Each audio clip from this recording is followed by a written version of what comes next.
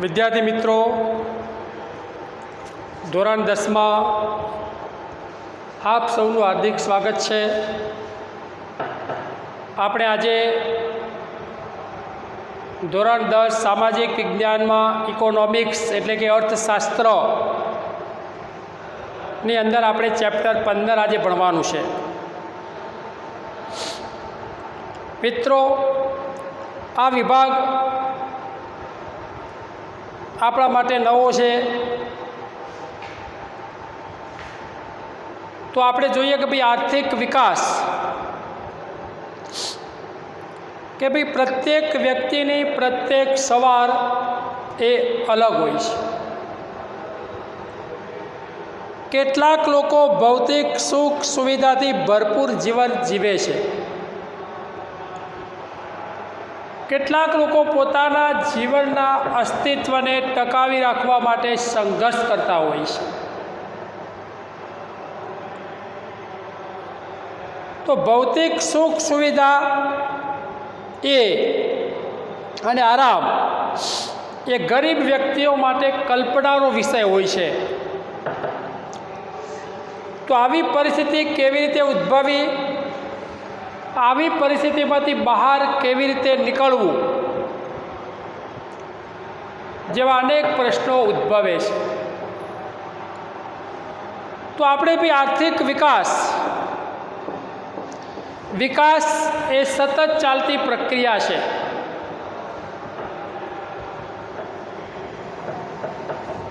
જેની અંદર આર્થિક વિકાસ કોઈ પણ દેશની રાષ્ટ્રીય આવકમાં થતો વધારો દર્શાવે છે। આર્થિક વિકાસની અંદર બે શબ્દો સંકળાયેલા છે, માથાદીઠ આવક અને જીવન ધોરણ। તો આર્થિક વિકાસ એટલે કે દેશની રાષ્ટ્રીય આવકમાં વધારો થવો, દેશના લોકોની માથાદીઠ આવકમાં વધારો થવો અને લોકોના જીવન ધોરણમાં સુધારો થવો। તો માથાદીઠ આવક કોને કહેવાય? માથાદીઠ આવક એટલે કે દેશની કુલ રાષ્ટ્રીય આવકને કુલ વસ્તી વડે ભાગવાથી મળતી આવક।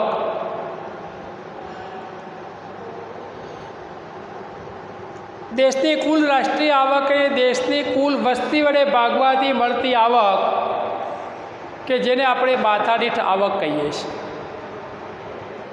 માથાદીઠ આવક ઊંચી તો જીવન ધોરણ ઊંચું, માથાદીઠ આવક નીચી તો જીવન ધોરણ નીચું।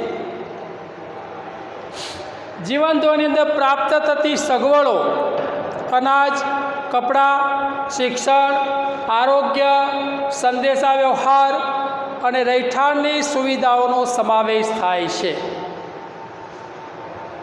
ભારતમાં સ્વાતંત્ર્ય પ્રાપ્તિ બાદ લોકોના કપડાં, અનાજ, શિક્ષણ, વીજળી, આરોગ્ય, રહેઠાણ જેવી સેવાઓની સુવિધામાં વધારો થયો છે। એટલે આપણે કહી શકીએ છીએ કે ભાઈ ભારતમાં આર્થિક વિકાસ થઈ રહ્યો છે। તો વિકાસ એ સતત ચાલતી પ્રક્રિયા છે। ક્યાંક વિકાસની પ્રક્રિયા ઝડપી હોય છે તો ક્યાંક ધીમી હોય છે। તો આજે આર્થિક વિકાસ કોને કહેવાય? આર્થિક વિકાસ એટલે કે દેશના રાષ્ટ્રીય આવકમાં વધારો થવો, માથાદીઠ આવકમાં વધારો થવો અને જીવન ધોરણમાં સુધારો થવો। દેશના લોકોની રાષ્ટ્રીય આવકમાં અગાઉ કરતાં વધતા દરે વધારો થાય અને લોકોનું જીવન ધોરણ સુધરે તો આપણે એને કહેવાય આર્થિક વિકાસ। પણ આર્થિક વિકાસ એ દરિયા કિનારે ચિતરેલા અક્ષરો સમાન છે। જેમ દરિયા કિનારે ચિતરેલા અક્ષરોને દરિયારૂપી મોજા ધોઈ નાખે છે, તેમ આપણા દેશના આર્થિક વિકાસને આજે વસ્તી વધારારૂપી મોજા ધોઈ નાખે છે. દેશની રાષ્ટ્રીય આવક વધે છે પણ એની સરખામણીમાં વસ્તી ઝડપથી વધી રહી છે. અને આપણા દેશની વસ્તી દરિયા કિનારે ચિતરેલા અક્ષરો સમાન છે.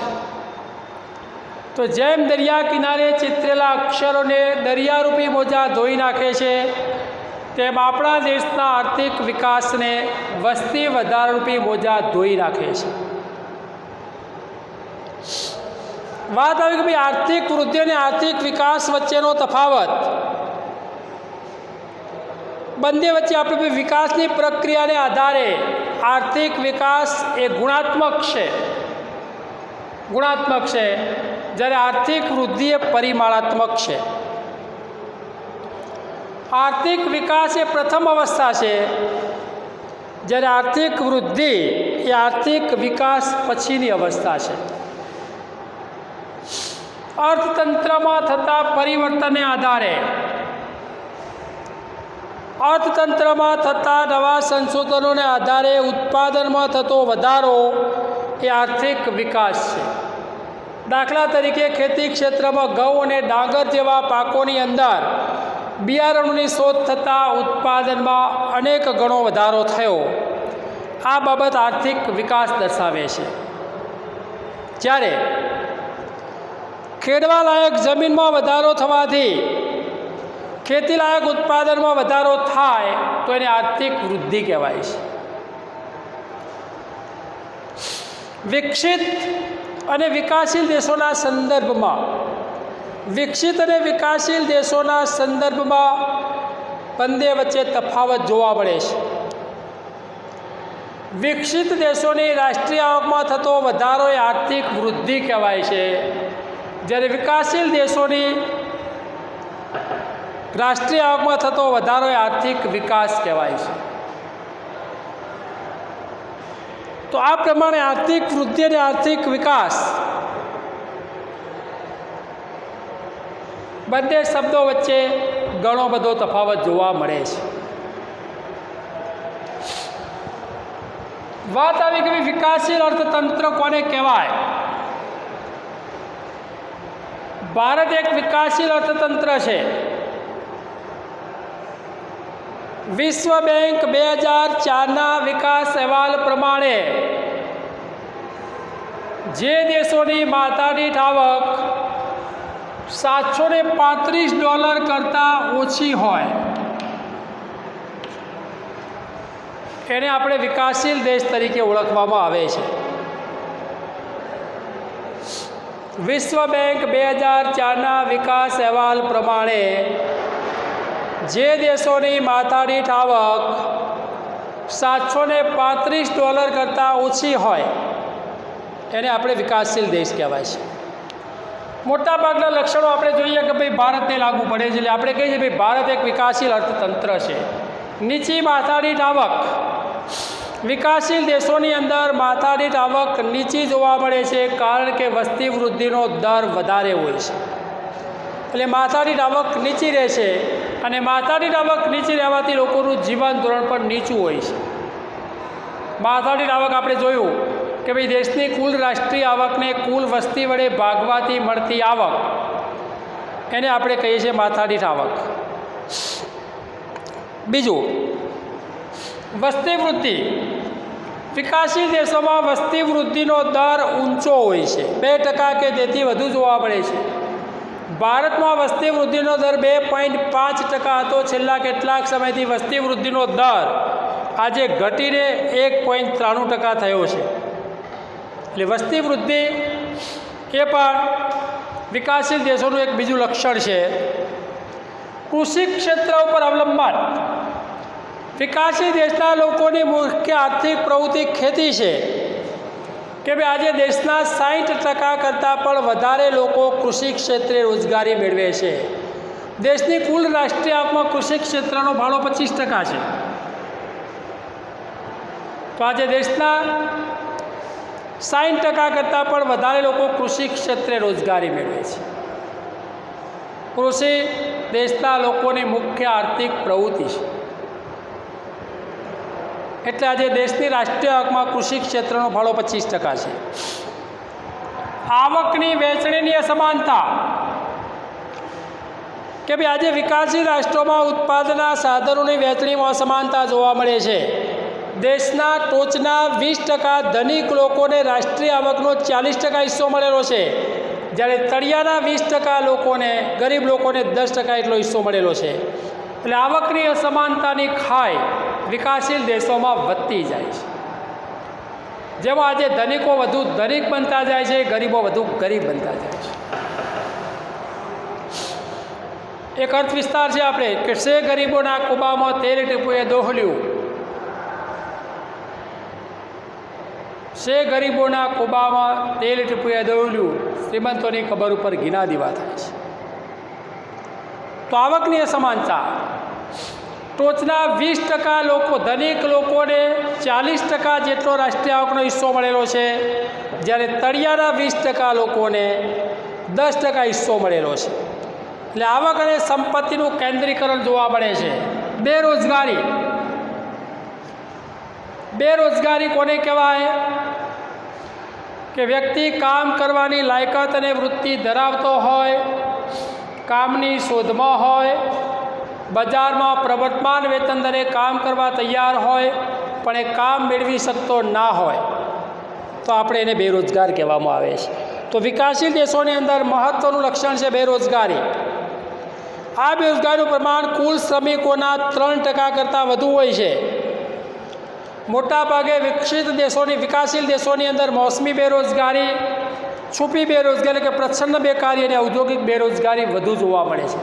છુપી બેકારી એટલે કે પ્રચ્છન્ન બેકારી, કે જ્યારે કોઈ પણ વ્યવસાયની અંદર જરૂર કરતાં વધારે શ્રમિકો રોકાયેલા હોય અને વધારાના શ્રમિકોને ઉત્પાદનની પ્રક્રિયામાંથી ખસેડી લેવામાં આવે તો પણ ઉત્પાદનમાં કોઈ ફેરફાર થતો ના હોય તો એને આપણે પ્રચ્છન્ન બેકાર કે છુપા બેકાર કહેવાય છે. ગરીબી, ગરીબી પણ વિકાસશીલ દેશોનું એક મહત્ત્વનું લક્ષણ છે. ગરીબ કોને કહેવાય? જે લોકો પોતાની મૂળભૂત જરૂરિયાતો અન્ન, વસ્ત્ર, રહેઠાણ અને શિક્ષણ અને આરોગ્ય સંતોષી શકતા ના હોય તો એને ગરીબ ગણવામાં આવે છે. આજે વિકાસશીલ દેશોની અંદર ગરીબીનું પ્રમાણ કુલ વસ્તીના 3 ભાગ જેટલું છે. ગરીબી, તો આજે ગરીબી પણ જે લોકો પોતાની મૂળભૂત જરૂરિયાતો રોટી, કપડાં, મકાન, શિક્ષણ અને આરોગ્ય સંતોષી શકતા ના હોય. દ્વિમુખી અર્થતંત્ર, વિકાસશીલ દેશોમાં અર્થતંત્રનું દ્વિમુખી સ્વરૂપ જોવા મળે છે. એક બાજુ ગ્રામ્ય વિસ્તારમાં પછાત ખેત પદ્ધતિ, જૂની પુરાણી યંત્ર સામગ્રી, રૂઢિચુસ્ત સામાજિક માળખું અને ઓછું ઉત્પાદન, જ્યારે બીજી બાજુ શહેરી ક્ષેત્રમાં આધુનિક ઉદ્યોગો, નવી ઉત્પાદન પદ્ધતિ અને આધુનિક યંત્રો અને વૈભવી જીવનશૈલી જોવા મળે છે. એટલે અર્થતંત્રનું દ્વિમુખી સ્વરૂપ પ્રવર્તે છે. પાયાની અપર્યાપ્ત સુવિધાઓ, અપર્યાપ્ત સુવિધામાં શિક્ષણ, વાહન વ્યવહાર, સંદેશા વ્યવહાર, વીજળી, આરોગ્ય અને બેન્કિંગ જેવી સેવાઓ એ દેશના વિકાસ માટે અવરોધક છે. એટલે આજે એવી સુવિધાઓ પણ વિકાસશીલ દેશોમાં પૂરતા પ્રમાણમાં પ્રાપ્ત થતી નથી. એટલે વિકાસશીલ દેશોનો વિકાસ એ ધીમો રહે છે. આંતરરાષ્ટ્રીય વ્યાપારનું સ્વરૂપ, આંતરરાષ્ટ્રીય વ્યાપાર કોને કહેવાય કે વિશ્વના બે ભિન્ન ભિન્ન દેશો વચ્ચે થતો વેપાર, એને આપણે આંતરરાષ્ટ્રીય વેપાર કહીએ છીએ. તો વિકાસશીલ દેશોની અંદર આંતરરાષ્ટ્રીય વેપારની અંદર વિદેશ વ્યાપારની શરતો પ્રતિકૂળ રહેવાથી દેશની વિદેશી દેવું વધે છે. કારણ કે દેશની અંદર જોઈએ કે ભાઈ વસ્તુ વધારે પ્રમાણમાં આયાત કરવામાં આવે તો દેશને વિદેશી ઊંડિયામણ ખર્ચવું પડે છે. કે કોઈ પણ દેશની અંદર હંમેશા આયાતો કરતાં નિકાસોનું પ્રમાણ વધારે હોવું જોઈએ. આજે વિદેશ માળખાનું સ્વરૂપ ભારતની કૃષિ પેદાશો, બગીચા પેદાશો, કાચી ધાતુઓની નિકાસ કરતા હોય છે. આ પ્રકારની નિકાસોની માંગ ઓછી હોય છે, એના ભાવ એ નીચા હોય છે ને નિકાસની કમાણી ઓછી હોય છે. ને મોટાભાગે આપણે જોઈએ કે ભાઈ આયાતો દેશ ઓછા પ્રમાણમાં કરે ને નિકાસો વધુ પ્રમાણમાં કરે તો એ દેશ વિકાસ ઝડપી કરી શકે છે. તો આપણે જોયા વિકાસશીલ અર્થતંત્રના લક્ષણો. હવે આર્થિક પ્રવૃત્તિ અને બિન આર્થિક પ્રવૃત્તિ. આર્થિક પ્રવૃત્તિ કોને કહેવાય? આવક મેળવવાના કે ખર્ચ કરવાના હેતુથી કરવામાં આવતી પ્રવૃત્તિને આર્થિક પ્રવૃત્તિ કહેવાય છે. જે પ્રવૃત્તિનો હેતુ આવક પ્રાપ્ત કરવાનો કે ખર્ચ કરવાનો હોય, શિક્ષક, ડૉક્ટર, વકીલ, ખેડૂત, ઇજનેર, આ બધાની પ્રવૃત્તિઓ આપણે જોઈએ કે ભાઈ આર્થિક પ્રવૃત્તિઓ છે. તો આર્થિક પ્રવૃત્તિ કોને કહેવાય? કે જે પ્રવૃત્તિ પાછળનો હેતુ આવક પ્રાપ્ત કરવાનો કે ખર્ચ કરવાનો હોય. શિક્ષક વર્ગખંડમાં સમાજ ઇતિહાસ શીખવે તો એની આર્થિક પ્રવૃત્તિ છે, કારણ કે તેની પાસેને બદલો વળતર કે બેનતાળું મળે છે. શિક્ષક પોતાના બાળકને સમાજ ઇતિહાસ શીખવે તો એની બિન આર્થિક પ્રવૃત્તિ છે. તો બિન આર્થિક પ્રવૃત્તિ કોને કહેવાય? જે પ્રવૃત્તિ પાછળનો હેતુ આવક પ્રાપ્ત કરવાનો કે ખર્ચ કરવાનો હોતો નથી, એને આપણે બિન આર્થિક પ્રવૃત્તિ કહીએ છીએ. દાખલા તરીકે માતા પોતાના બાળકને ઉછેરે, કોઈ વ્યક્તિ સમાજ સેવાના કાર્યો કરે,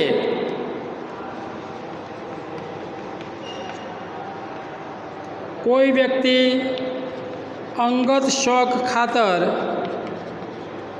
વૃક્ષ ઉછેરે, કોઈ વ્યક્તિ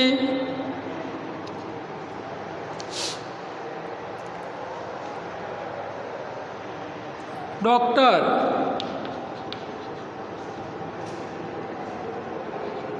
દર્દીને ફી લીધા વગર સારવાર કરે તો આને બિન આર્થિક પ્રવૃત્તિ કહેવાય. તો આર્થિક પ્રવૃત્તિ, બિન આર્થિક પ્રવૃત્તિ. જે પ્રવૃત્તિ પાછળનો હેતુ આવક પ્રાપ્ત કરવાનો કે ખર્ચ કરવાનો હોય તો એને આપણે આર્થિક પ્રવૃત્તિ કહીએ છીએ. શિક્ષક, ડૉક્ટર, વકીલ, ઇજનેર, આ બધાની પ્રવૃત્તિઓ આર્થિક છે. જે પ્રવૃત્તિ પાછળનો હેતુ આવક પ્રાપ્ત કરવાનો કે ખર્ચ કરવાનો હોતો નથી, એને આપણે બિન આર્થિક પ્રવૃત્તિ કહીએ છીએ. દાખલા તરીકે માતા પોતાના બાળકને ઉછેરે, કોઈ વ્યક્તિ સમાજ સેવાના કાર્યો કરે, કોઈ વ્યક્તિ અંગત શોખ ખાતર વૃક્ષ ઉછેરે, ડૉક્ટર ગરીબ દર્દી પાસેથી ફી લીધા વગર એની સારવાર કરે તો આને આપણે કહેવાય છે બિન આર્થિક પ્રવૃત્તિ. તો આટલા સુધી આપણે જોયું કે ભાઈ આર્થિક વિકાસની અંદર એનો અર્થ, આર્થિક વૃદ્ધિ અને આર્થિક વિકાસ વચ્ચેનો તફાવત, વિકાસશીલ અર્થતંત્રના લક્ષણો, આર્થિક પ્રવૃત્તિ અને બિન આર્થિક પ્રવૃત્તિ વચ્ચેનો તફાવત.